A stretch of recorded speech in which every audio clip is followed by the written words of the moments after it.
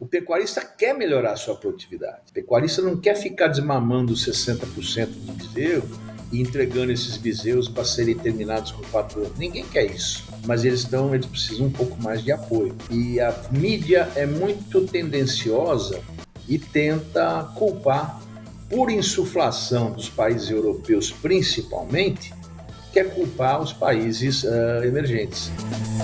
Assista agora a Força do Agro com Joyce Mafezoli. A Força do Agro, Brasil, que dá certo. Genética e eficiência alimentar de bovinos impacta gases de efeito estufa. José Bento Sterman Ferraz é professor titular de Genética e Melhoramento Animal da Faculdade de Zootecnia e Engenharia de Alimentos da Universidade de São Paulo. Professor, é um prazer recebê-lo. Prazer é todo meu. Sempre é muito bom falar com os que trabalham no agro, tentando trazer esclarecimentos, desmontando mitos e propondo soluções para nosso negócio. E esse é o trabalho da academia, fundamental para o desenvolvimento do homem do campo, para o pecuarista. Os ruminantes são responsáveis por apenas 3,9% da emissão de gases e isso está diretamente ligado à eficiência alimentar dos animais que precisam ser selecionados com cautela. Professor, existe aí um mito, né, que responsabiliza os bovinos pela emissão de gases. Vamos com calma. Gases de efeito estufa são gases que estão na nossa atmosfera, né, do planeta Terra, e que, aos raios solares penetrarem, eles batem na superfície da Terra e refletem para o espaço. Mas esses gases do efeito estufa impedem a saída dos raios solares. Muitos são esses gases, tá? Um deles é o ozônio. Outro é o dióxido de carbono, CO2, e um pouco é metano. Existe um problema muito sério. O principal gás de efeito estufa é o gás carbônico, CO2, que ele é muito útil para as plantas fazerem fotossíntese.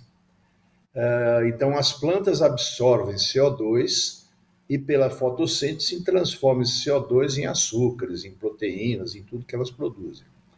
Acontece que o CO2, ele existe na atmosfera sempre, mas hoje, por uso de combustíveis fósseis, gás, petróleo, carvão, esse carbono que está sequestrado lá no solo do planeta, ele é colocado na atmosfera. Quando a gente queima esses 3 elementos, gás, carvão e petróleo, a gente está liberando CO2 para a atmosfera. O CO2 tem uma vida útil de cerca de 1000 anos na atmosfera. O gás metano, que é um gás liberado por quase todos os organismos vivos, só para você ter uma ideia, o plantio de arroz, por exemplo, que é feito em áreas alagadas, libera muito metano. Os ruminantes são fontes muito importantes de metano. O metano também é um gás de efeito estufa, mas a vida útil dele é de apenas 12 anos. Mais ou menos 25, 27% dos gases de efeito estufa são liberados através de queima de combustível fóssil. Mais outro tanto é liberado pela produção de energia das diversas formas, que também está ligada à queima de combustíveis fósseis. Europa, por exemplo, a Alemanha, a eletricidade da Alemanha vem de carvão, basicamente, e gás também. Os ruminantes do planeta são responsáveis por menos de 4% da emissão de metano. E metano é um dos gases. Então, o que acontece? A produção de carne, de leite dos países mais ricos de primeiro mundo, essa produção é feita de uma forma subsidiada e eles resolveram eleger o Brasil, que tem um grande rebanho de bovinos, como um dos responsáveis pelas mudanças climáticas. Nós somos responsáveis por um pedacinho de 3,9%. Realmente os ruminantes emitem metano, mas nós não somos os principais responsáveis. Você relacionou a eficiência alimentar com produção de metano. Absolutamente correto.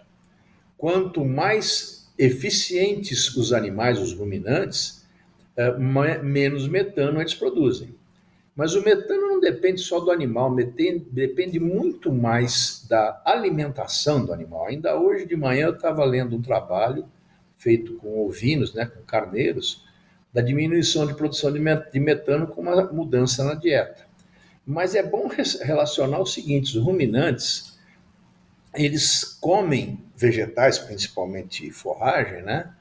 E essa forragem é fermentada no rumen por uma colônia gigantesca de bactérias, vírus e protozoários, que se chama a flora e a fauna ruminal.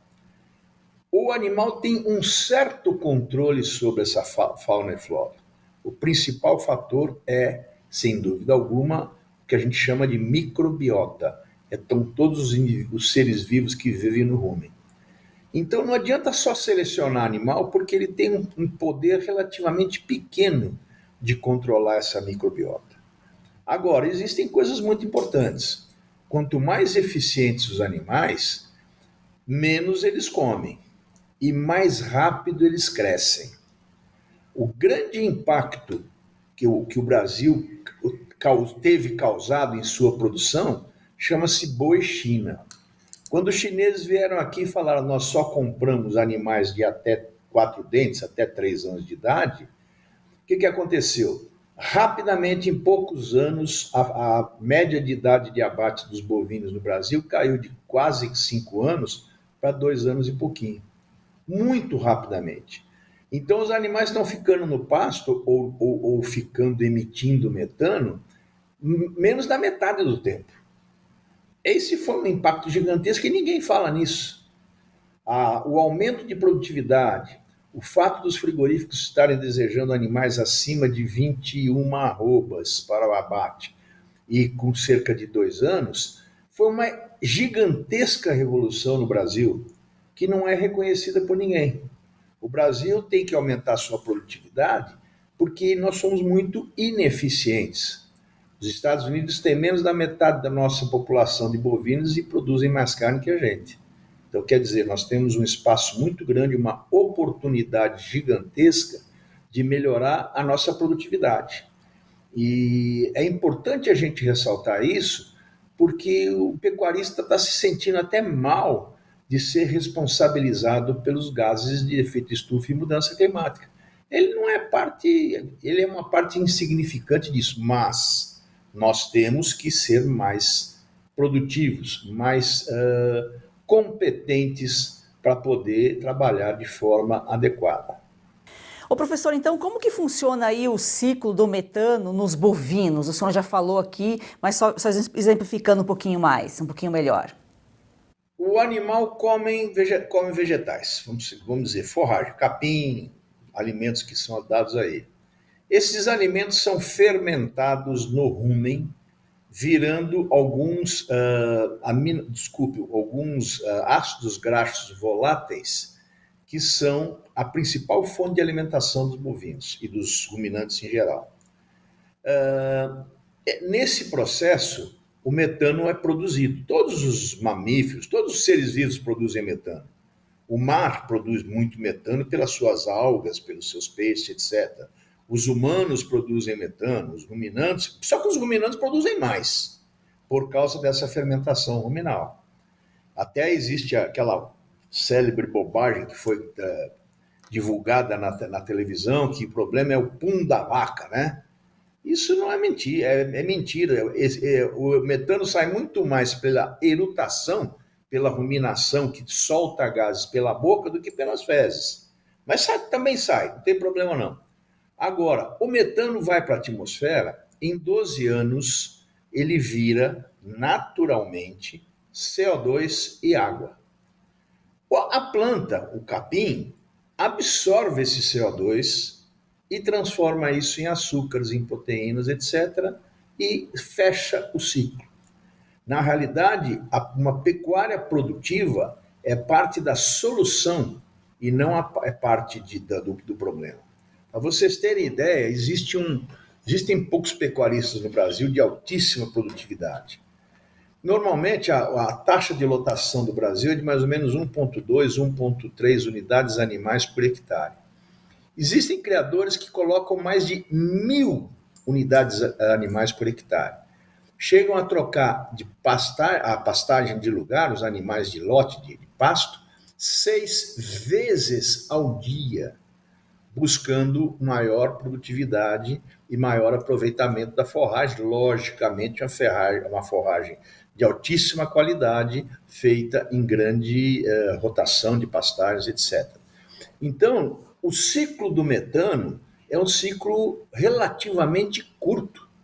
E como o capim faz parte da solução e é parte do alimento do gado, esse metano vai virar CO2 e vai ser reabsorvido pela natureza, pelas árvores, pelo capim, pelos vegetais em geral. Então existe muito mito de que os bovinos são parte do problema. Não são. Uma pecuária eficiente é boa para o pecuarista, é boa para o país, é boa para a natureza e é boa para a rentabilidade e sustentabilidade do negócio. Existe uma pessoa que para mim sempre foi uma referência, Dr. Fernando Penteado Cardoso, que foi fundador do Adubos Maná e do e criador de Nelore Lembruber, que falava uma coisa. Ele faleceu há uns poucos anos, com quase 107 anos de idade. Ele falava: sustentabilidade é dinheiro no bolso do lavrador. Eu acho isso fantástico. O pecuarista, o agricultor, o homem do agro, ele é o maior interessado em sustentabilidade. Porque sustentabilidade significa rentabilidade para ele e longevidade do seu negócio. Eu brinco muito que eu não gosto de pecuarista e não estou preocupado com a pecuária dele. Eu estou preocupado com a longevidade da empresa pecuária dele e pela empresa pecuária dos netos dele. E acho que isso sim, pensar a longo prazo e pensar como empresário é absolutamente essencial. Agora, nós temos que lutar para aumento de produtividade. Só uma informação importante: o Brasil desmama por ano cerca de 65% do número de vacas em bezerros.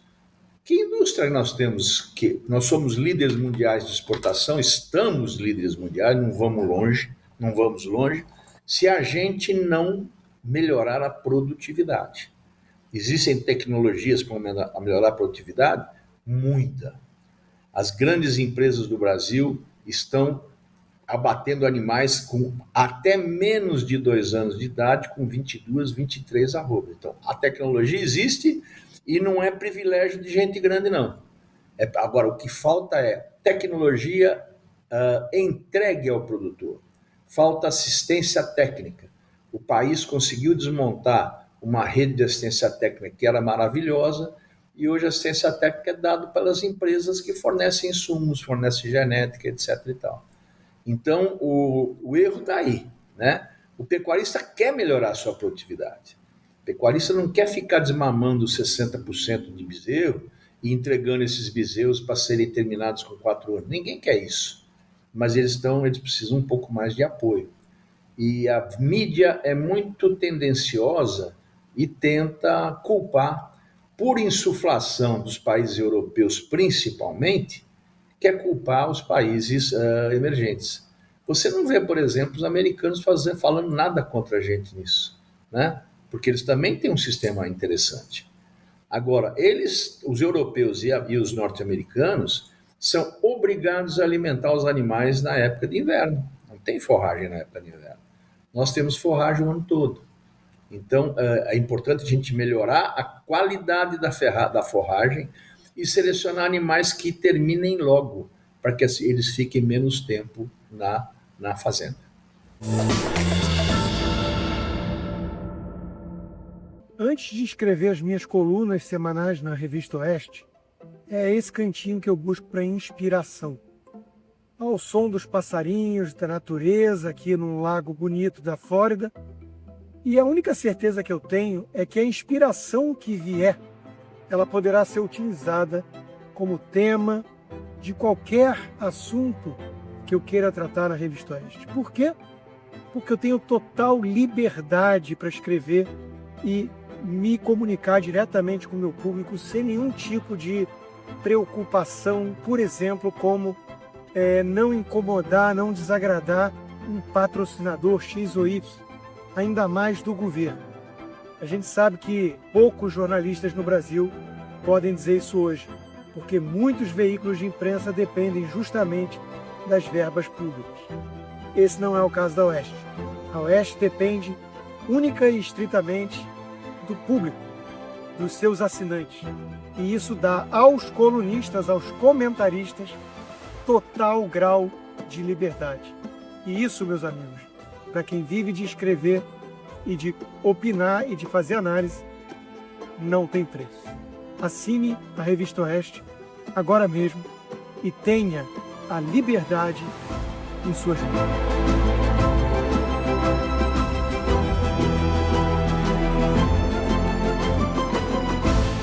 Para assinar, acesse revistaoeste.com/assine ou leia o QR Code no canto da tela.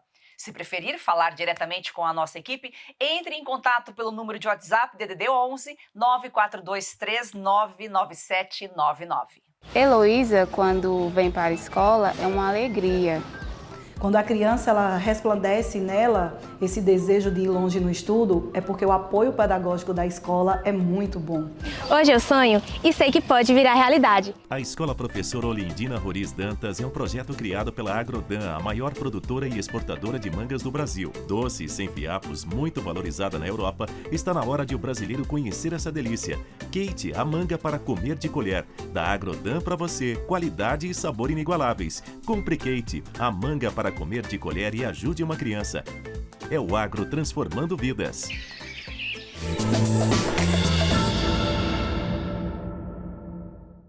Professor, o senhor falava aqui, né, sobre melhorar a produtividade, a rentabilidade. A genética também, né, pode contribuir aí para essa redução da emissão de gases e contribuir para melhorar a rentabilidade. É fundamental, essencial, né, também para o pecuarista. Na realidade, eu trabalho com genética, faço avaliação genética de vários rebanhos há mais de 30 anos e a nossa meta é aumentar a produtividade, é diminuir a idade ao abate, é diminuir mortalidade e aumentar a produção dos animais. Isso causa aquilo que a gente já falou, ou seja, só a China dizer que só comprava animal até 30 meses ou 36 meses, que a coisa mudou. Então eu tenho vários clientes onde não fica um animal dentro da propriedade com mais de 24 meses. Todos já foram para abate com média de quase 22 arrobas. E eu tive num lote outro dia, muito, muito interessante, de animais selecionados pela gente há mais de 25 anos, onde os animais tinham 17 meses e cerca de 23 arrobas. Animais zebuínos, né, Lore? Ah, mas é com comida. Sim, lógico que é com comida. Não existe pecuária produtiva sem alimentação adequada do gado. Nós não podemos ficar à mercê dos grandes problemas de mudanças climáticas. Eu tenho vários clientes que se adaptaram rapidamente a essas mudanças climáticas e estão fazendo aos milhares fardos ou rolos de feno, coisa que há 2 anos atrás ninguém falava. E se você não tiver feno hoje, você não está guardando forragem para a produção do animal na época de seca. Então, o Brasil começou a acordar para isso e gente que nunca falou de feno hoje está fazendo feno aos milhares de fardos. Isso é de extrema importância porque significa adaptação aos novos tempos de mudança climática. São 7 bilhões de seres humanos produzindo metano e os animais que eles criam produzindo metano, mas esse nem de longe é o principal problema. O principal problema é poluição do ar, pelas coisas que poluem. Sabe uma coisa que ninguém fala que é uma das fontes gigantescas de poluição? Informática. Os call centers do mundo vivem de energia elétrica e muitos com geradores gigantescos. Isso polui muito mais do que os ruminantes. E nós conseguimos entender hoje a vida sem esses call centers, sem essas grandes empresas provedoras de internet? Não. Não tem como hoje mais voltar para trás. Então vamos dar o devido peso às coisas. Perfeitamente. Professor, e existem raças mais eficientes que outras ou é a genética que torna uma mais eficiente que a outra? Existe de tudo.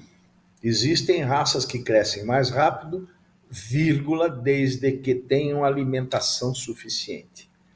Eu não gosto de falar de raça. Existem animais ótimos e animais péssimos dentro de todas as raças. O que precisa é a raça adequada ao sistema de produção daquele criador. E pode ser que seja um sistema de produção diferente do vizinho dele. Então eu não gosto de raça, eu trabalho com cruzamento há muito tempo, mais de 30 anos, tá? É uma solução, mas toda solução tem o seu custo, né?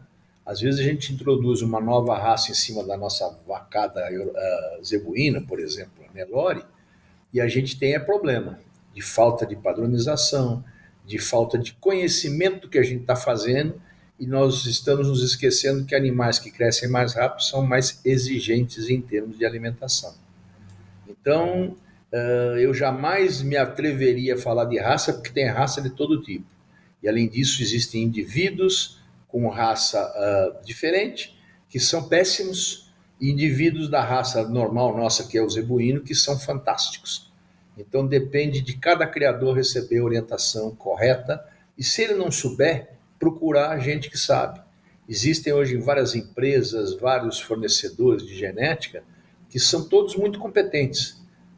Basta a gente saber da credibilidade desse animal, dessa informação, para a gente comprar coisa que serve para a gente. Cada criador tem o seu objetivo, a sua estratégia de trabalho. Atenção, cansados de tomar vários comprimidos por dia, como magnésio, cúrcuma, creatina, colágeno e outros? Você que sente dores nas articulações, tem artrite, artrose, reumatismo, fibromialgia, dores nas pernas, na coluna, esse recado é para você. Cauti, é isso mesmo. A Vitae Gold inovou mais uma vez e trouxe o Vitae 7.1, desenvolvido especialmente para você que tem mais de 50 anos. É uma fórmula revolucionária que une os 7 produtos com estudos científicos e que são os mais receitados atualmente. Portanto, vamos simplificar a vida. Tudo isso em uma única cápsula, trazendo o conforto e a praticidade e o efeito que você quer sentir para viver livre das dores. Cauti. E vejam só, com Vitae 7.1 você tem magnésio para a estrutura óssea, a cúrcuma para aliviar as dores, a creatina para fortalecer os músculos, o colágeno tipo 2 para as cartilagens, o MSM para reduzir os inchaços, a clorela para o fígado, a vitamina C para a imunidade. Todos esses ativos já possuem estudos científicos que comprovam a sua eficácia no auxílio a diversas doenças e no auxílio das dores e inflamação em geral. É isso aí, então liga agora, 0800 291 2200 e peça o seu Vitae 7.1. Tudo que você precisa em um único produto. E presta atenção, na promoção, as 100 primeiras pessoas que ligarem agora ganham 70% de desconto e vão ganhar esta câmera para garantir a segurança de sua casa e de quem você mais ama, que foi o maior sucesso entre os nossos clientes. Cauti. É isso aí, não fique de fora dessa. Chega de tomar 20 comprimidos por dia. Com apenas 2 cápsulas do Vitae 7.1, você tem tudo isso de forma 100% natural. Então ligue 0800 291 2200 e mude sua vida hoje.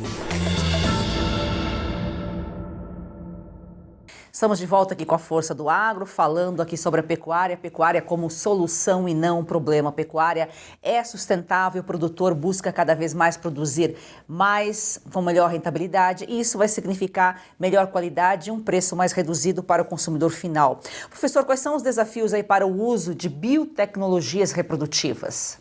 As biotecnologias reprodutivas vieram para ficar. E elas podem trazer um avanço gigantesco para a produtividade dos animais.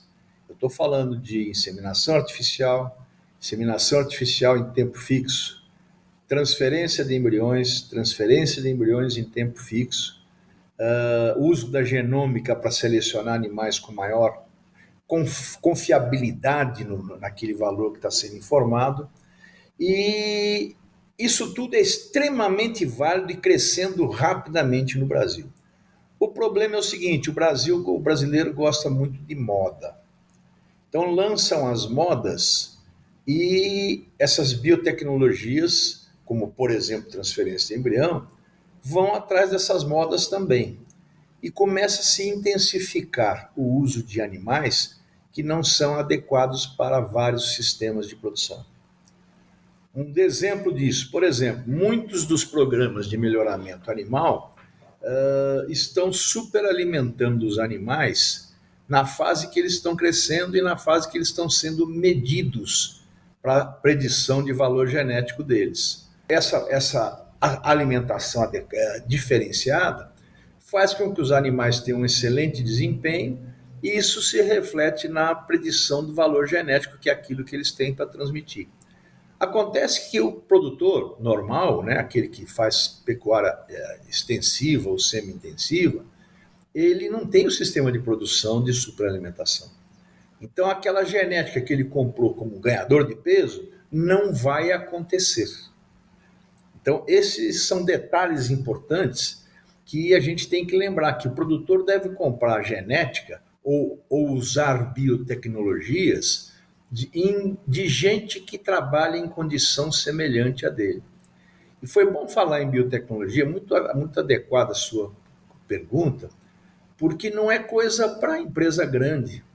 Eu tenho gente de média pequena, que está usando nas vacas de pior qualidade, implantação de embriões de qualidade. Então a biotecnologia chegou, ela é viável, semi-sexado, por exemplo. O crescimento de uso de semi-sexado está sendo assim um absurdo, tá? Porque as pessoas querem repor suas vacas pouco produtivas com vacas de alta qualidade. Então, muita gente usando semi-sexado de fêmea. Na área de pecuária leiteira nem se diz, né? Quase que os grandes produtores, os mais importantes, todos usando sexado de fêmea e transferência de embrião. Então, as biotecnologias são importantes, mas trazem um aumento gigantesco de responsabilidade por parte daqueles que produzem as biotecnologias. Fazer inseminação artificial com touro que não serve para o objetivo do pecuarista é fazer a coisa errada. Implantar embriões só porque eles são filhos de touros famosos ou de vacas famosas é uma coisa que pode levar a grandes desastres. Agora, fazer a coisa certa, implantar embriões de animais mais produtivos e usar sêmen de animais que têm maior probabilidade de produzir filhos mais produtivos, isso sim é a maneira adequada de utilizar a tecnologia. Ser produtor, ser pecuarista não é fácil, exige muita informação, muito conhecimento e graças ao apoio da academia, da Embrapa, dos centros de pesquisa, o nosso agro pode produzir cada vez mais em menor área e ser sustentável. Professor, foi um prazer recebê-lo aqui. Muito obrigada pela sua participação. Obrigado a vocês pela oportunidade. Você tocou num ponto muito importante. A academia, a pesquisa, não tem valor algum se o conhecimento não chegar ao produtor. Então, eu acho que programas como o de vocês, encontros de pesquisadores com pecuaristas, eu tive num outro dia lá em Rondônia, são essenciais para a troca de informação e para que a gente desmistifique as tais das fake news que existem por aí na pecuária. Boa sorte para o pecuarista, boa sorte para o agricultor, e eu quero deixar uma última mensagem. O bom pecuarista é aquele que se tornou um agricultor de pastagem, um agricultor de boi. Esse sabe fazer negócio. É isso aí. E gratidão a você que nos acompanha aqui todos os dias. Siga o nosso perfil no Instagram e vamos fazer do agro ser campeão brasileiro uma paixão nacional.